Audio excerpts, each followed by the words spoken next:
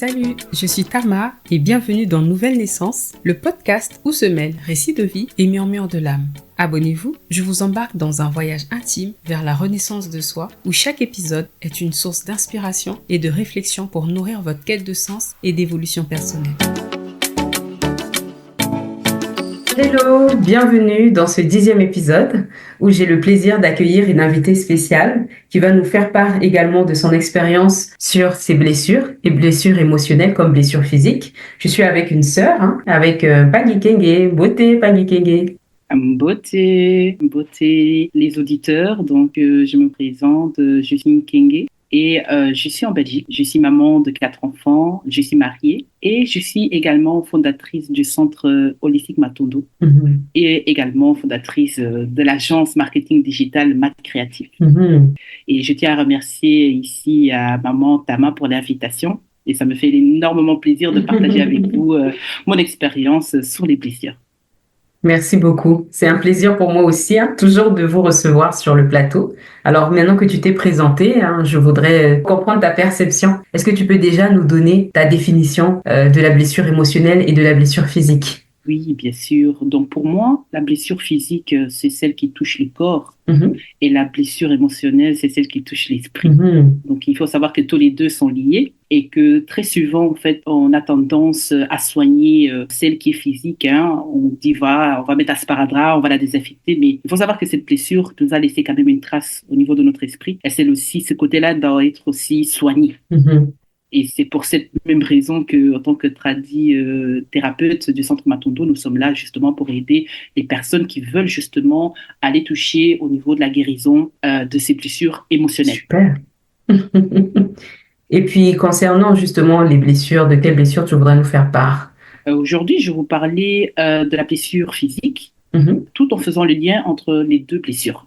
C'est-à-dire qu'on va parler de la blessure physique et je vais vous montrer comment est-ce qu'une blessure physique peut également et surtout prendre une grosse ampleur au niveau émotionnel et psychologique. Maintenant, effectivement, je vais vous donner des exemples des choses que j'ai vécues. Le but ici, c'est vraiment de faire part de mes expériences pour permettre aux auditeurs de comprendre et de se reconnaître peut-être dans cette situation et trouver des solutions. Super, merci beaucoup. Je pense que les gens, j'ai eu jusqu'à présent des échos positifs quand même. C'est toujours utile de toute façon pour celui qui cherche. Est-ce que tu peux nous parler d'une blessure physique, une blessure émotionnelle que tu as vécue récemment ou ancienne d'ailleurs et comment ça t'a impacté émotionnellement? Oui, une des blessures qui m'a beaucoup impactée physiquement, c'est la blessure de la césarienne. Je suis maman de 4 enfants. Mon premier enfant, je l'ai eu par la césarienne et c'est une blessure qui n'était pas... je n'étais pas prête en fait. Je n'étais pas prête parce que c'est la première grossesse. On s'attend à avoir un accouchement, on va dire, dit normal. On s'attend à rentrer à l'hôpital avec ses douleurs, ses contractions et à accoucher de son enfant. Sauf qu'ici, la blessure de la césarienne est venue car, voilà, j'ai fait un choix. Et ce choix, je l'assume aujourd'hui, car c'est une blessure qui est devenue une force. D'accord. Et ça m'a permis justement de comprendre le pouvoir qu'on avait nous-mêmes, femmes, en tant que femmes, sur notre corps. Cette blessure, c'est une blessure qu'au jour d'aujourd'hui, parfois, je le soulève encore pour donner exemple aux futures mamans ou même à des mamans qui vont peut-être penser un jour à avoir un enfant, que tu es maître de toi. Donc, c'est une blessure physique, mais également psychologique, émotionnelle, qui touche tous les plans. D'accord. Et ça, c'était quand, cette blessure-là? C'est une blessure qui date il y a 12 ans. Il y a 12 ans. Donc, comme quoi même le temps ne fait pas tout, dans le sens où, quand tu as déjà eu une césarienne, la cicatrice, elle est là. Effectivement. Chaque fois que tu la vois, ça peut soit te donner un pincement au cœur, parce que tu te dis, bon, c'est une cicatrice qui touche mon corps. Mais moi, j'ai décidé de voir ça comme une force et de me dire, OK, mon enfant, il fallait qu'il passe par là. C'est une expérience, c'est un choix. Et aujourd'hui, le but, c'est vraiment de comprendre le pourquoi. Et moi, j'ai décidé de faire un travail là-dessus. D'accord. Et ça m'a permis justement pour mes 3 grossesses suivantes, de mes 3 filles, de permettre en fait d'avoir un accouchement normal, par voie basse. Parce que j'ai décidé de faire un travail durant 4 ans, de comprendre en fait que j'ai moi-même le pouvoir de décider et de maîtriser mon corps. Super. Tu parlais tantôt déjà, tu as évoqué un des éléments dont j'ai parlé dans mon épisode en lien avec ce qui influence la guérison d'une blessure. Tu as parlé du temps. comme quoi que le temps ne suffisait pas, effectivement. Hein, certaines blessures peuvent avoir besoin de beaucoup plus de temps que d'autres. Est-ce que tu peux nous parler un peu plus des facteurs que tu penses, toi, justement, qui peuvent influencer la guérison d'une blessure? On a parlé du temps, mais est-ce que tu voudrais évoquer autre chose? Qu'est-ce que toi, tu as eu à vivre, par exemple, en dehors du temps? Oui, une des facteurs, je dirais même l'environnement. Par exemple, lorsque j'ai accouché de mon enfant, les gens qui sont venus me rendre visite, comme des tantes, qui m'ont fait part de leur expérience en me disant, «Oh, mais tu as eu une césarienne. Sache que toutes les prochaines grossesses, accouchements que tu vas avoir, seront aussi par césarienne. Car une fois que tu l'as eu, tu l'auras pour toujours.» Mhm. Et donc, je vais dire, c'est une phrase qui m'est restée dans mon esprit, dans mon subconscient, Mhm. mais que je refusais de l'accepter. C'est-à-dire que très souvent, les gens vont apporter leur expérience, mais nous ne sommes pas obligés de ingérer cette expérience comme si nous allons également vivre la chose. Mhm. Et moi, j'ai refusé cette expérience, je vais dire comme ça, parce que lorsqu'elle m'a dit ça, j'ai juste dit, OK, il n'y a pas de souci, mais au fond de moi, je sais que j'ai eu cette césarienne parce que j'étais jeune, j'étais fatiguée, il ne venait pas encore et mon gynécologue devait partir en vacances. C'est D'accord. ça le pire. Il m'a mis la pression. Ok. Il m'a mis la pression comme quoi il devait partir en vacances. Et c'était un vendredi en plus. Donc, c'était pas ton choix, c'est ça? Est-ce que c'est un concours de circonstances ou... Exactement, c'était en fait un choix influencé D'accord. par les conseils de ton médecin. Et puis, j'avais 21 ans, j'étais jeune. Oui. Et c'est vrai que je disais à mon mari, tu sais, l'air de rien, on peut rentrer à la maison. Donc, c'est vrai que lui, de son côté, il était déjà fatigué parce que ça faisait 2 jours qu'on essayait de faire sortir l'enfant, mais c'était juste pas le moment, quoi. D'accord. Mais voilà, on était jeunes, on s'est dit, bon, on veut voir l'enfant, on veut voir l'enfant. Donc, on a décidé de passer par la césarienne pour le faire sortir. Mais il n'y avait pas de pathologie médicale, il n'y avait pas de raison valable pour faire sortir l'enfant par césarienne. D'accord. Donc là, c'était un accouchement déclenché? C'est ça, c'est ça. C'était un accouchement déclenché car j'étais épuisée. On avait essayé tout, hein, la baignoire, les hormones et tout, et rien n'avait fonctionné parce que c'était juste pas l'heure. Oui, c'est ça. Aujourd'hui, tu l'as compris comme ça, hein? Il n'était pas prêt à sortir à ce moment-là. Exactement. Ok. Mais effectivement, tu parlais de l'environnement. C'est vrai que l'environnement joue beaucoup, hein. Tu viens de le dire que voilà ce que ta famille a vécu, en fait, les expériences des autres. On peut écouter les autres, mais on est libre aussi de ne pas accepter de vivre la même chose que les autres. Mais on peut écouter, effectivement. Il y avait le facteur environnemental. Je parlais aussi de l'âge, de l'âge, du sexe de la personne. Oui. Bon, c'est toi l'invité aujourd'hui. On va pas parler de ton mari, mais peut-être, est-ce que tu es en tant que femme, c'est sûr que tu l'as pas vécu de la même manière que ton mari, quoi. Oui. Même si lui t'accompagnait, mais j'imagine qu'il y a un impact, hein, selon la blessure qu'on a, une césarienne. Aujourd'hui, les hommes n'auront jamais de césarienne, donc ils sauront jamais ce que c'est que d'avoir une césarienne. Donc ça, c'est déjà un problème qu'ils n'ont pas.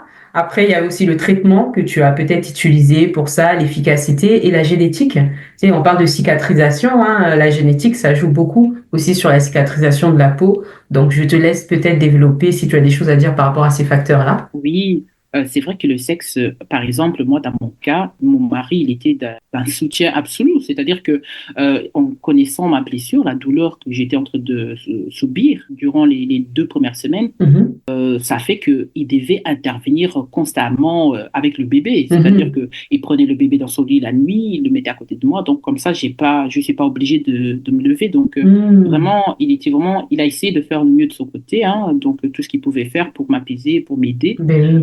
D'ailleurs, jusqu'au jour d'aujourd'hui, hein, vraiment, c'est un papa formidable. Et c'est même un papa poule, je trouve parfois. Et c'est vrai que à ce stade-là, j'étais un peu découragée parce que c'est comme si j'avais donné la permission. C'est-à-dire que j'ai cédé à mon pouvoir de femme. Et ça, c'est vrai que les premiers jours, ça me jouait en fait. Au niveau de mon esprit. Donc, c'est-à-dire que la nature de la blessure, pour moi, n'était pas valide. Le fait d'être fatigué, c'est comme si mon subconscient me faisait comprendre que oui, t'as fait un choix, mais ce choix réellement, en fait, la raison pour laquelle tu as fait ce choix, il n'était pas assez profond. C'est-à-dire que oui, la fatigue était là et tout, mais j'aurais pu rentrer à la maison tout simplement. Mais bon, là, je joue un rôle aussi. Hein. J'étais jeune, hein. C'était mon premier enfant. Et j'étais pressée pour le voir. Je voulais le voir. J'ai dit non, moi, je vais quitter d'ici avec mon enfant dans mes bras. Donc, voilà. Tout ça, ça a joué un tour. Donc, la nature, mais aussi le sexe et l'âge. Et aujourd'hui, bon, à refaire, j'ai appris ma leçon. Hein, c'est-à-dire que mes 3 dernières filles, par la suite, j'ai toujours suivi mon intuition. J'ai quitté la maison lorsque je sentais vraiment que l'enfant va venir, quoi. Mais voilà, c'était devenu une leçon et c'est une leçon que je donne à beaucoup de femmes aujourd'hui de vraiment s'écouter. Il n'y a rien à faire. D'accord. Un gynécologue, comme on parle de genre, je tiens à stipuler aussi que, comme vous pouvez constater, plus de 50% des gynécologues, ce sont des hommes. Donc, le gynécologue ne pourra jamais comprendre ta douleur. Oui. Il ne pourra jamais comprendre la douleur d'une césarienne. Donc, quand il te dit, oui, mais tu sais la meilleure solution, en fait, tu te rends compte que comment est-ce que lui peut dire à moi, qui porte la vie, comment est-ce que je dois me sentir? Oui. Alors que lui, même juste la douleur des règles, il ne connaît pas.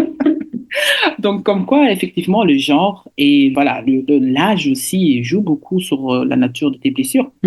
Maintenant, aujourd'hui, c'est une expérience. Je peux être là en train de parler, hein, ici, dans le podcast de Maman Tama, voilà, pour partager mon expérience. Oui. Mais il y a 12 ans d'ici, c'était pas ça. Hein. Il y a 12 ans d'ici, c'était, voilà, même à la maison, hein, avec ma mère et tout, on n'en parlait même pas. Ma mère ne voulait même pas toucher le sujet. Ok. C'était tabou, quoi. Et comment tu as vécu ça, justement, quelques années en arrière? Comment tu étais après cette blessure-là? Comment ça s'est passé? Dans quel état tu étais? Qu'est-ce que tu as traversé? Oui, la première année, c'était dur. C'était dur parce que tu dois accepter ton nouveau corps. Oui.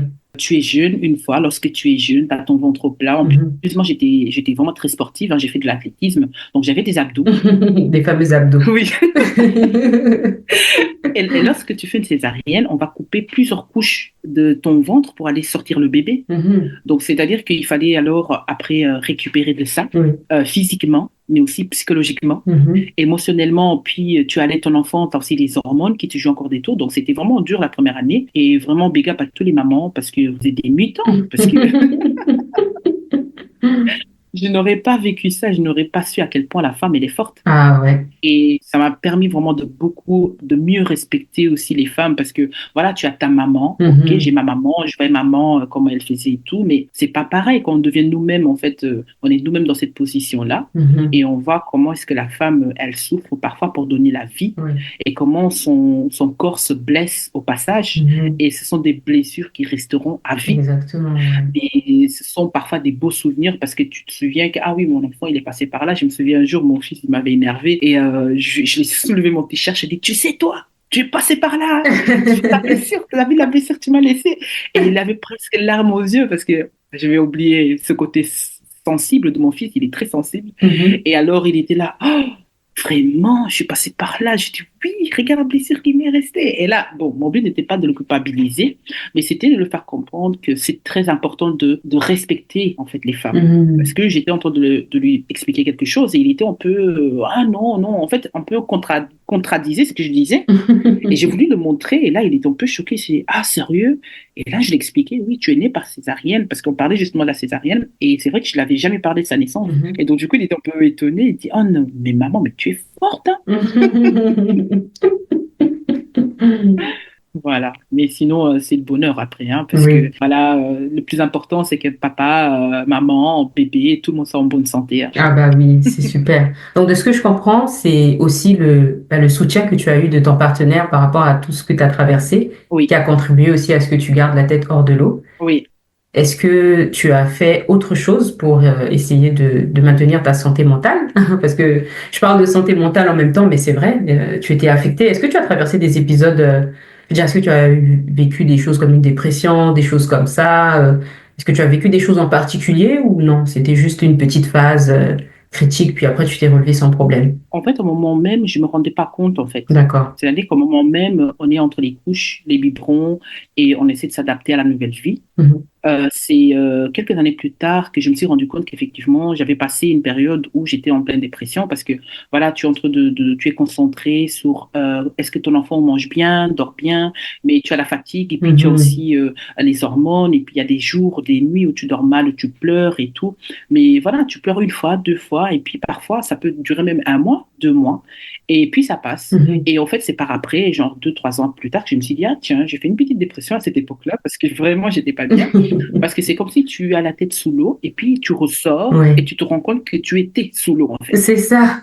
Voilà, donc au moment même tu te rends Par contre, mais c'est vraiment 1 an, 2 ans plus tard, parce que lorsque mon mari me parle pour un deuxième et que je commence à revivre la chose, je me dis, Mhm. attends un peu. C'est pour ça que même entre mes 2 enfants, il y a 6 ans d'écart entre les deux, Mhm. parce que ça m'a pris un moment pour digérer, en fait. Ça Mhm. m'a pris vraiment un moment pour digérer et je voulais vraiment être sûre que je voulais encore Un un deuxième, autre ouais. enfant, parce que tu vis la chose, en fait, au moment même où tu veux avoir ton enfant, mais après la blessure, la douleur que tu vis par après et la récupération, tout Mhm. ça là fait que tu réfléchis 2 fois après. Effectivement. Mais voilà, je ne me suis pas laissée décourager. Mhm. Comme tu peux voir, hein, j'ai 4 enfants Ben oui. aujourd'hui, donc Peut-être il y en aura un cinquième.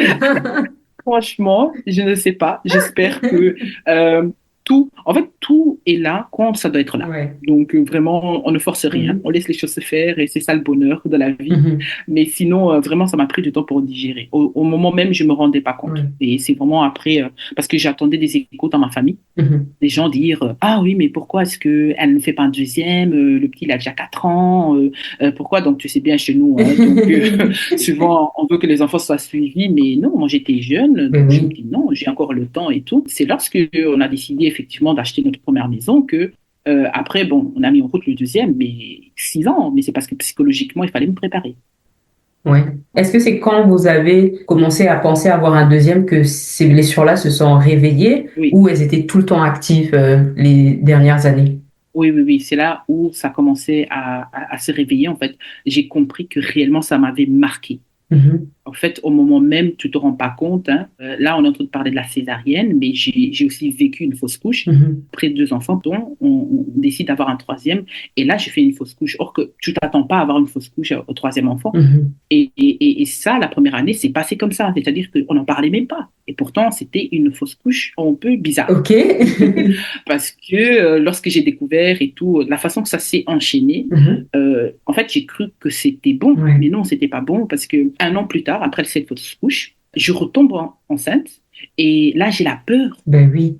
C'est-à-dire que j'ai la peur que l'enfant ne bouge plus, j'ai la peur que l'enfant ne respire plus. Donc à chaque échographie, on est un peu, voilà, on a un peu cette peur parce que j'ai appris la mort de mon bébé par l'échographie en fait. Mhm. Donc du coup, à chaque échographie, j'étais un peu bon, dans Anxieuse, la ouais. peur, Ben oui. comme annonce à nouveau que. Donc voilà, c'est parfois plus tard qu'on se rend compte, pas toujours directement. Mhm. Et comment tu as géré ça, ces peurs-là, en fait, finalement, déjà après le premier, qu'est-ce qui a fait que tu acceptes le deuxième? Pour commencer d'abord dans l'ordre par rapport au deuxième, qu'est-ce qui a fait que tu dépasses cette peur-là? Qu'est-ce qui s'est passé? Oui, j'ai dû faire un travail sur moi Oui. de me dire que c'est pas de ta faute, tu étais jeune, accepte, c'est un choix que tu as fait. Oui. Et je suis quelqu'un aussi qui est très entêté dans le sens où quand je sais que j'ai le pouvoir sur moi, Oui. lorsque j'ai découvert, lorsque je suis arrivé à un stade de ma vie où ma conscience, je veux dire, j'étais tellement connectée que je me suis dit non. En fait, j'ai cédé cela, mais plus jamais je vais céder cela. C'est-à-dire que laisser quelqu'un de l'externe m'influencer sur quelque chose qui m'appartient sur mon corps.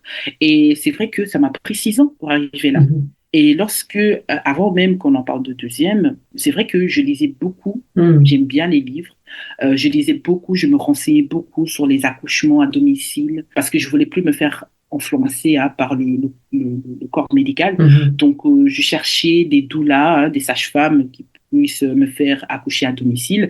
Et c'est vrai que beaucoup de ces sages-femmes ici en Belgique me disaient que, ah oui, mais comme tu as déjà une césarienne, il y a déjà une blessure, donc nous, on ne veut pas prendre des risques et tout. Mhm. Donc voilà, j'étais un peu déçue de ce côté-là, mais en même temps, je gardais toujours l'espoir Mhm. jusqu'au point où j'ai changé de gynécologue, D'accord. car j'avais changé de ville. Mhm. Et quand j'ai changé de ville, le gynécologue que j'avais choisi pour mon deuxième enfant, j'arrive au 6e mois de grossesse, Mhm. et là, il m'annonce quoi? Il est en train de faire les documents pour l'accouchement, il est en train de préparer, Mhm. et il me signale qu'il ne travaille qu'avec une clinique précise. Mais justement, c'est la clinique que je ne voulais pas. Ah, d'accord. Donc là, deuxième challenge pour le deuxième. C'est Ok. ça. Parce que j'avais déjà entendu des échos de cette clinique où mes belles-sœurs avaient déjà accouché. Donc, je me dis, non, moi, je ne vais pas accoucher là. Il me dit, ah ben, moi, je ne travaille qu'avec eux. Ok. Et je lui ai dit, ben, alors, je vais changer. Et il m'a dit, mais comment ça, tu es à 6 mois, tu accouches très vite, très bientôt. Donc, il faut, Je dis non, non, tu vas pas m'imposer. C'est-à-dire que le fait que la première fois, on m'a, entre guillemets, influencé pour faire un choix, cette fois-ci, je voulais vraiment pas laisser passer. D'accord, ouais, tu as été confrontée à la même chose un peu, en fait. Et là, tu as tenu tête. Exactement. Ok. C'est ça. C'est qu'en fait, je devais revivre la chose pour voir si j'ai appris ma leçon. Ben oui, C'est comme ça que effectivement. la vie se présente souvent comme ça. Oui, Et donc, du coup, quand la vie se présente comme ça, nous devons prendre conscience que là, on est en train de me faire passer une épreuve. oui, Est-ce que j'ai compris la leçon? c'est ça. Donc, du coup, je dis là, tu vas pas me la faire. Et il me sort les documents. Ah, je te jure, hein, il me sort les documents. Et il me dit, tu vas signer parce que je vais te faire accoucher dans cette clinique. Et je dis non, tu vas garder tes documents, tu vas les déchirer parce que moi, aujourd'hui, c'est la dernière fois que tu vas me voir. Et je te jure, maman, j'ai quitté le cabinet avec mon mari, je suis rentrée à la maison, j'ai tapé sur l'ordinateur et quelque chose m'a dit, trouve-toi un gynécologue noir. Ah, d'accord, d'accord. Ok, donc là, il y a eu, parce que, est-ce que tu peux préciser un peu, toi, ta perception personnelle, en fait, du fait que les gynécologues d'avant, si je comprends bien, c'était de l'eucoderme. Oui. Donc, pourquoi soudainement penser à aller vers un gynécologue noir, en fait? À quel moment Oui, t'as fait ce lien? Bon, en dehors du fait que tu sois une femme noire, bien oui, évidemment. oui. Mais je veux dire, c'est la première fois que j'entends ça, hein. C'est sûr que ça peut arriver à plusieurs personnes. Mhm. Mais à quel moment, en fait, on pense à ça, quoi? Pourquoi un gynécologue noir à ce moment-là? Oui, car il y a une chose que je me suis rendu compte lorsque ce médecin me parlait. Oui. Je me suis rendu compte que le fait que ma couleur de peau était différente de la sienne, Oui. il voulait me traiter d'une certaine façon. Dans le sens, parce que dans ce qu'il a dit, c'est ça qui m'a fait ressentir comme ça. D'accord, par rapport à ce que tu as ressenti. Exactement. Il a commencé à me dire, par exemple, le prix de la chambre. Mhm.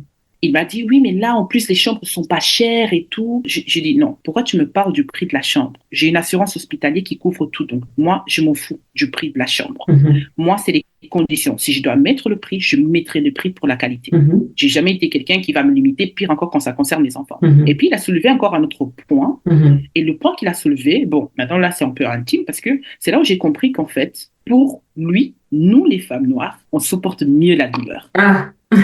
Parce qu'il faisait allusion à la blessure. D'accord. Où il disait une cicatrice de plus, c'est-à-dire qu'il faisait comprendre qu'une césarienne de plus, ça n'allait rien changer pour moi. Ah ouais, ok.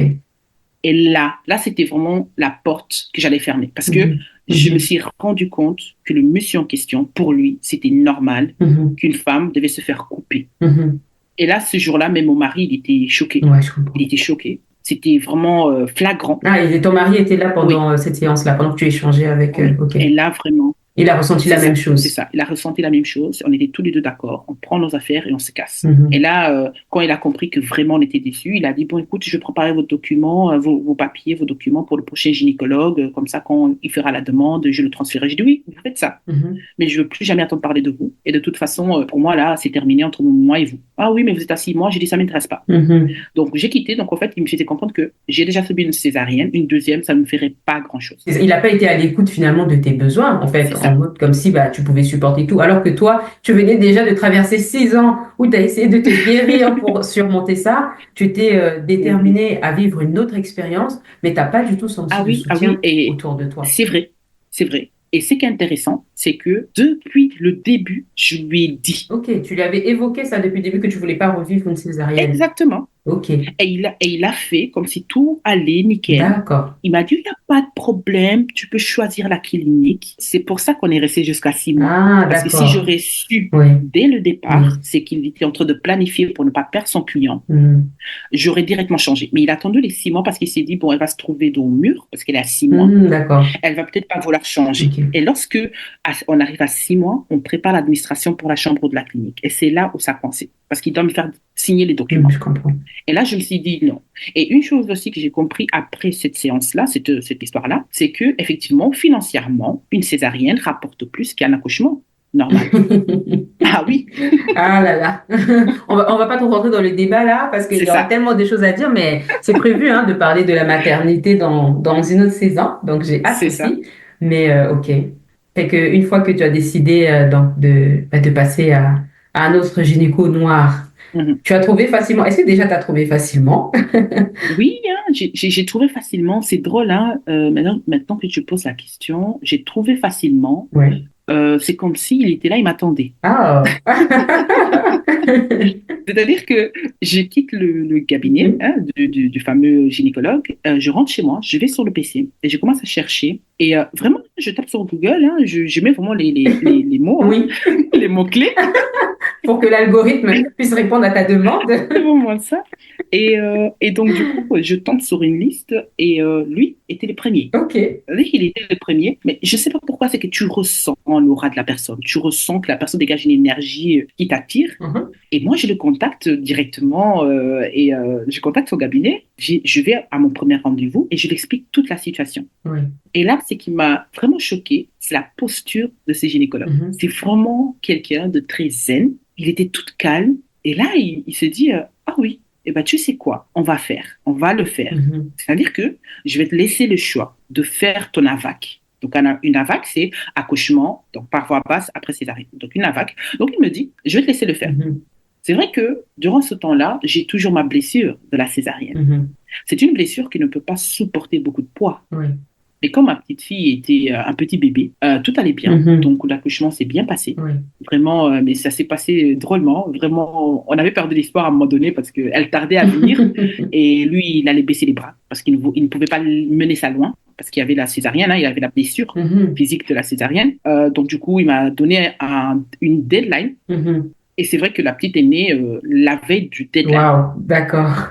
C'est-à-dire que c'était vraiment un test pour voir si j'allais tenir. Mhm. Et j'ai réussi. J'ai réussi. Donc, vraiment, c'était le bonheur. C'est C'était le beau. bonheur. Wow, super. Donc au moins je vois là de ce que je comprends avec ce deuxième gynécologue là, c'était encore de justesse, mais tu as eu cette chance finalement que tu voulais, cette opportunité et ça a C'est fonctionné, ça. ça a bien fait. C'est ça. Ça a bien fait. Il faut savoir aussi que les blessures ne s'arrêtent pas à la césarienne avec l'accouchement. Ça continue toujours un peu, hein, parce que les enfants réveillent ça en nous, n'est-ce pas?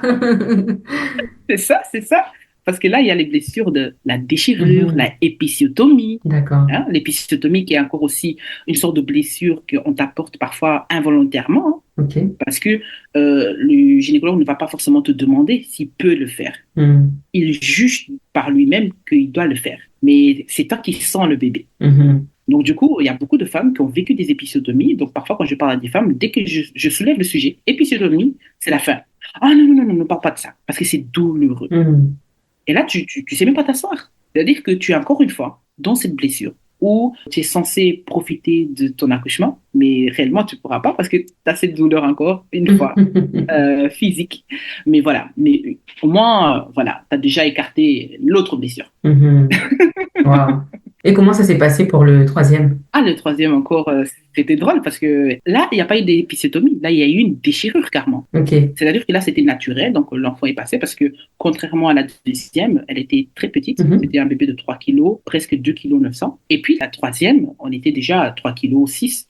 Donc là, par exemple, lors de la descente, il y a une déchirure, mais une déchirure, ça cicatrise mieux que l'épisiotomie. D'accord. Mais le souci n'est pas dans la déchirure. Le souci était lorsque il a dû coudre le déchirement D'accord. et que l'infirmière m'avait donné de l'anesthésie qui n'a pas fonctionné. Donc, il m'a cousu à vif. Mhm. Et ça, c'était le plus douloureux. Vraiment, je crois que la césarienne n'était rien comparé à ça. Oh, wow. Les contractions n'étaient même pas comparées à ça. Mhm. C'est-à-dire que là, on est en train de te coudre à vif, mais mon mari qui avait le bébé dans les bras, il a dû dire, mais arrêtez, parce que ma femme, elle est en train de crever. Mais là, vous arrêtez. Wow. Parce que je criais tellement fort que même avec les contractions, j'ai pas crié comme ça. Bon, on va dire que les contractions, c'était pipi des chiens. Hein. Mais là, non, c'était douloureux. Et ce sont ce genre de blessures que aujourd'hui, Mhm. je dis, mais nous, les femmes, non, non, je crois que on n'est pas de cette planète. Déjà, avant d'avoir des enfants, c'est pas facile. Mhm. Alors, combien de fois même après d'en avoir, c'est ouf. Quand j'y pense, je dis non, mais oui, c'est pas possible en fait. C'est incroyable. C'est ça, Les femmes sont incroyables. c'est ça. Pour moi, ce que j'ai en tête, c'est que chaque enfant Mhm. m'a apporté une blessure. Ouais. Chaque enfant, même la toute dernière. Mhm. Et d'ailleurs, la toute dernière, c'était une blessure assez grande, car j'ai même dû perdre 1,5 litre de sang. Mhm. C'était vraiment énorme parce que c'était une hémorragie du utérus. C'est on enlève le placenta, Mhm. le détachement du placenta à la paroi du utérus laisse toujours une cicatrice, c'est logique. Mhm. Sauf qu'ici, c'était une cicatrice qui n'arrêtait pas de saigner. D'accord. Donc, chaque fois que je regarde mes enfants aujourd'hui, je me dis vraiment, je rends grâce à mes anges gardiens, comme on dit, parce que je me dis, ils sont en bonne santé Oui. et je suis là. Et c'est tout ce qui compte pour moi. Parce que si je dois reprendre chaque blessure que j'ai eue à chaque accouchement, je crois que je m'aurais arrêté au premier enfant. Ah oui. Maintenant, mon but n'est pas de faire peur. Mon but n'est pas de faire peur aux mamans. C'est juste de dire que si moi j'arrive, Oui, vous aussi vous arrivez. bien sûr. Et c'est pour ça que tu en parles. Justement, je vais te demander C'est ça. comment ton état émotionnel a joué dans ta guérison. Si tu as pu avoir 4 enfants, ouais, si tu pouvais conclure sur les éléments qui t'ont vraiment permis de dépasser, de surmonter ces différentes blessures, ça serait quoi en fait pour chaque enfant ou juste Mhm. tes 5 choses que tu pourrais dire? Qu'est-ce qui t'a permis de guérir de ça? Enfin, de guérir. Peut-être la guérison est encore en cours, mais qu'est-ce qui t'a permis de surmonter ça? Tu parlais tout à l'heure de ta détermination, du soutien. Est-ce qu'il y a autre chose en fait? Dans mon cas, moi, ma toute dernière, elle a 1 an. Mhm. Donc, c'est-à-dire que pour son accouchement, parce que elle et ma troisième fille, elles ont 1 an d'écart, tous les deux. Oui. La chose réellement qui m'aide jusqu'à aujourd'hui vraiment à surmonter tout ça, c'est vraiment mon mari. Ouais. C'est mon mari parce que il a toujours été là, Oui. psychologiquement comme physiquement. Mhm. Et je crois que j'aurais pas eu mon mari. Bon, Tu n'aurais pas eu les enfants non plus? j'aurais pas des enfants. Et en même temps aussi, j'aurais pas eu cette détermination. Mhm. Parce que je me dis, bon, moi-même avec mon propre père, hein, c'est pas toujours beau. Je veux Mhm. dire, on n'a pas une relation fusionnelle. Mhm. On essaye de faire aller. Mais aujourd'hui, par exemple, même avant, hein, quand je vois mes enfants avec leur papa, Mhm. et qu'effectivement, leur papa il me dit, bon, il faut un deuxième, il faut un troisième, il faut un quatrième. Ok, il n'y a pas de problème. Mais mon gars, et Tu dois être tu vas là. bosser aussi. Ah bah oui, hein? Tu vas bosser aussi. Donc, du coup, c'est ça qui me permet vraiment aujourd'hui. Je ne sais pas, hein, il y a ça aussi, mais il y a aussi le fait de voir mes enfants, Ouais. comment ils sont joyeux, Mhm. hein, comment ils sont dans le bonheur et qu'ils sont en bonne santé. Oui. C'est ça aussi qui m'aide aussi à avancer beaucoup. Et en même temps aussi, j'essaie de prendre le temps pour moi. Par exemple, j'ai des moments que pour moi où je vais faire de la natation, je vais faire du vélo et puis j'ai pas une vie si stressée que ça. Je Mhm. veux dire que vraiment, en espace de 4 ans, j'ai su adapter toute ma vie qui me permet justement d'être très proche de mes enfants. Mhm. C'est pour ça que j'ai su faire l'école à la maison, mais également aussi avec mon mari, bah, on a un train de vie qui n'est pas très stressant pour nous. Mhm. Donc, ça me permet vraiment de prendre mon temps, de me recentrer, Oui. de faire mon deuil, entre guillemets, Mhm. et de me ressourcer. Très important, oui. Parce que puis après toutes ces douleurs, il y a les nuits blanches aussi. Ben oui. Donc, tu as tout ça là et il faut un mental, effectivement. Il faut un mental pour tout ça. Mhm. Mais je me dis, si les autres arrivent, ben moi aussi, j'y arrive. Mhm. Je vois, par exemple, j'ai ma belle-mère, elle a eu 7 enfants. Ma maman, elle a eu 4 enfants. Mais voilà, même un enfant, même 2 enfants, c'est du travail. Mhm. Donc, vraiment, la chose qui me motive, qui m'a vraiment beaucoup aidé, qui m'aide à avancer, c'est vraiment mon mari, mon pilier, quoi. Mhm. Ah, quelle belle déclaration d'amour. On comprend qu'il est là et on espère qu'il va rester là encore longtemps. Ah oui, hein, et j'espère qu'il va écouter ça, hein, parce que Ah bah, quand ça va être publié, il va l'écouter. je vais partager ça, je vais partager. Je dis, bon, écoute un peu ça. Il va comprendre là. Oui. Mais il le sait déjà, j'imagine, en principe. Oui, oui, oui, oui. Mais parfois, on ne dit pas assez. Parfois, on ne dit pas assez. C'est vrai, il faut toujours le dire. Et quand on l'entend à nouveau, ça fait toujours plaisir. Ça fait toujours du bien aussi parce que ça nous réconforte. C'est vrai que c'est un peu égoïste, C'est ça, mais ça ne fait pas de mal, hein, comme on c'est dit. ça, Les actes, c'est bien, mais les paroles c'est aussi. ça. Ça accompagne. Exactement, exactement. Et on parlait un peu de soutien par rapport à ton conjoint sur un point de vue peut-être plus physique. Est-ce que tu as quand même fait des choses? Tu disais que tu lisais, mais qu'est-ce que tu as fait d'autre en fait Oui, pour guérir sur le point de vue physique, je parle? Parce que là, j'imagine que c'est un peu émotionnel, mais oui. physiquement, tu vois, est-ce que, je sais pas moi, ta peau cicatrice peut-être bien, mais tu vois, il y a des gens qui ont une mauvaise cicatrisation, tu vois, dans ce genre de situation, tu es Mhm, obligé d'essayer d'aider ton corps, on va dire, biologique à guérir aussi. mhm. Est-ce que tu as fait des choses en particulier pour guérir aussi de tes blessures sur le point de vue physique?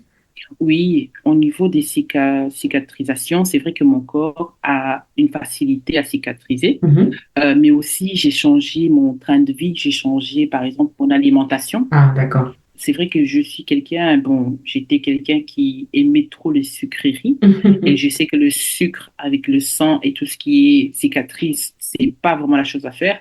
Donc, Mhm. c'est vrai qu'avec le temps, j'ai su comprendre que, bon, si je veux maîtriser mon corps, je dois commencer par là. Je dois Mhm. commencer L'alimentation, ben par oui. maîtriser mon alimentation. Si j'arrive pas à maîtriser mon alimentation, rien ne va. Ça Mhm. permet aussi de se recentrer, de comprendre comment ton corps fonctionne. Oui, À côté de l'alimentation aussi, c'était le fait justement de changer mon train de vie. oui. Par exemple, à l'époque, quand j'avais eu ma fille, je travaillais dans une grosse société ici en Belgique à l'époque et c'était très stressant Mhm. parce que j'étais dans la vente, j'étais dans la téléphonie, j'étais dans tout ce qui était technologie, donc on était sur le front line, donc c'était très difficile pour moi parfois de réellement récupérer. Ouais. Et puis en Belgique, les congés maternité, c'est 3 mois. Wow. C'est peu quand tu as un bébé à la maison qui ne dort pas encore la nuit. Parce que ma fille, ça l'a pris 3 ans pour faire les nuits. Mhm. Aujourd'hui, elle a 6 ans, je comprends mieux parce que c'est un enfant très sensible aux énergies. Voilà, elle avait peur. À l'époque, il y avait tout ça là. Donc, le fait d'avoir quitté cet emploi, Mhm. d'avoir moi-même trouvé ce que j'aime faire, de vivre de ma passion, Mhm. ça m'a déjà permis de changer énormément des choses.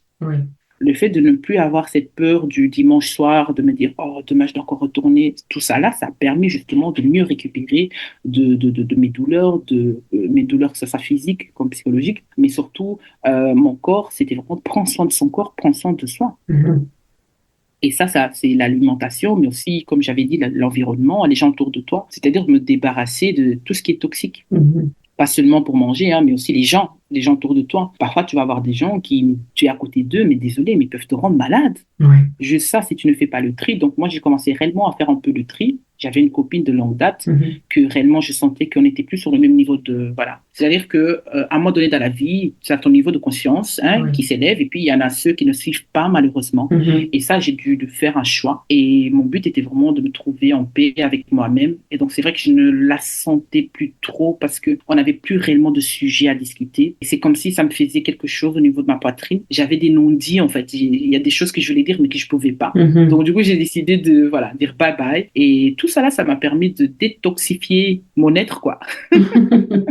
Alimentation, environnement et les personnes autour de moi. Mhm.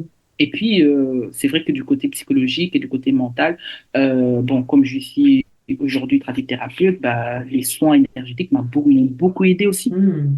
D'ailleurs, c'est une des choses qui m'a fait justement tourner vers la médecine holistique traditionnelle. Parce que Mhm. c'est ça qui m'a permis justement aujourd'hui de comprendre qu'effectivement, c'est important d'écouter son corps. Effectivement.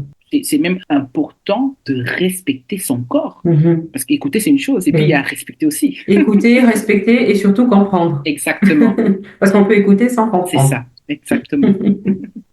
Merci beaucoup pour ces éléments que tu viens d'évoquer. J'avais une dernière question par rapport à ce processus-là. En fait, moi, je voudrais savoir quels sont les conseils que tu donnerais finalement là à une personne qui n'aurait pas eu de soutien. Tu vois, Mhm. parce que toi, ça a beaucoup joué, Oui, le soutien, mais on sait qu'il y a beaucoup de personnes qui sont seules aussi. Après, chacun est expérimenté par rapport à son niveau de conscience, hein. Je veux dire, il y en a qui sont seuls et c'est la vie, c'est comme ça. mhm, Mais même si ça n'a pas été ton cas, mais qu'est-ce que tu pourrais dire quand même par rapport à ça, pour ces personnes qui n'ont pas de soutien? mhm. Est-ce que tu penses qu'ils peuvent quand même en avoir ailleurs? Oui. Moi, je pense qu'il y a tout un monde pour tout un chacun, Oui.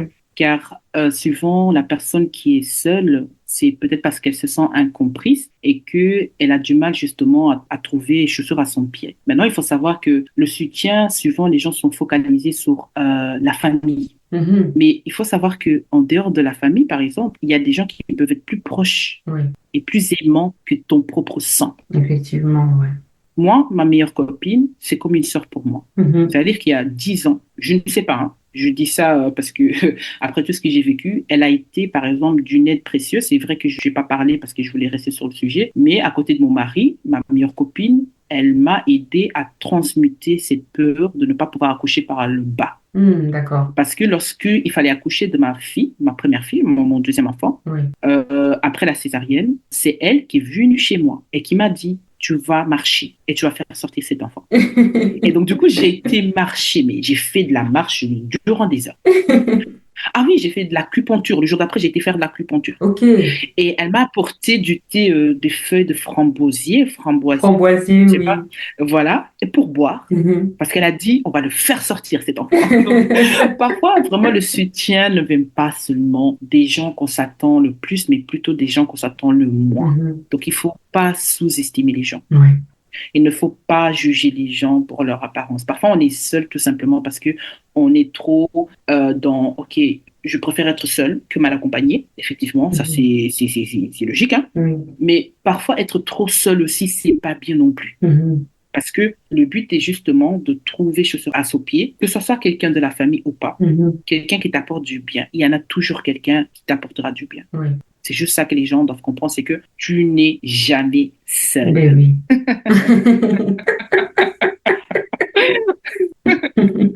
Et c'est ça, hein. On peut toujours aller chercher de l'aide. Il faut Exactement. pas hésiter à aller chercher de l'aide quand on en a besoin. Parce que Exactement. comme tu l'as dit, pour certains, c'est parce qu'ils ont été mal accompagnés, donc oui, il vaut mieux être seul. Mais Mhm. parfois, c'est la peur d'aller demander de l'aide. Oui, Parfois, c'est parce qu'on n'ose pas, on est gêné, on a honte, enfin, on va dire des mauvaises raisons mhm. qui nous font qu'on ne va pas chercher de l'aide. Et c'est dommage, parce qu'on passe parfois à côté. Exactement. On s'oublie, tu vois. Oui, Moi, de ce que je retiens par rapport à ce que tu as dit, tu étais déterminé, tu étais motivé, tu t'es écouté, mhm. tu t'es peut-être entêté pour certains. En allant jusqu'au bout, ben, tu as obtenu finalement ce que tu voulais Oui, parce que tu t'es écouté. Donc, finalement, après, on comprend que ben, c'était pas un caprice en fait, c'était vraiment une volonté oui. intérieure que tu avais de toi. Et ça a fonctionné. Mhm. Donc, pour ces personnes-là aussi qui parfois ben, ont ces choses à l'intérieur et qui pensent que des fois c'est juste un caprice, non. Mhm. En t'écoutant, tu es capable de déterminer si vraiment c'est réel en fait, si c'est pas superficiel. Et en allant jusqu'au bout, tu peux trouver les réponses à tes Exactement. questions ou tu peux trouver l'aide et la solution dont tu as besoin. C'est exactement ça. Merci d'avoir résumé, hein. Bon, j'ai bien résumé, alors j'en déduis que c'est ce que tu veux dire. Exactement. Est-ce que tu aurais des derniers mots ou c'est fini pour toi par rapport à ce sujet? Je tiens tout d'abord à te remercier, hein, pour cette occasion et aussi à remercier à ceux qui écouteront donc ce magnifique témoignage. Je n'en doute pas. Mais sinon, je vous souhaite vraiment à toi et toute ton équipe, à tous les suivants, ceux qui vont venir après moi, vraiment beaucoup de succès et beaucoup de paix Merci. et beaucoup d'amour. Ah, Matondo. On arrive à la fin de cet épisode. Merci beaucoup, ma sœur Kenge, pour ce témoignage, pour tout ce que tu nous as partagé. Et je te dis peut-être à la prochaine, peut-être pour un autre épisode, quand on parlera justement de maternité et Oui, d'accouchement, qui sait. Et merci à nos auditeurs de nous avoir écoutés jusque-là. oui. Je vous donne rendez-vous dans 2 semaines pour un nouvel épisode. Et cette fois, on va parler de la redécouverte de soi à travers le voyage. Merci. Merci à tout le monde. Au revoir. Bye bye.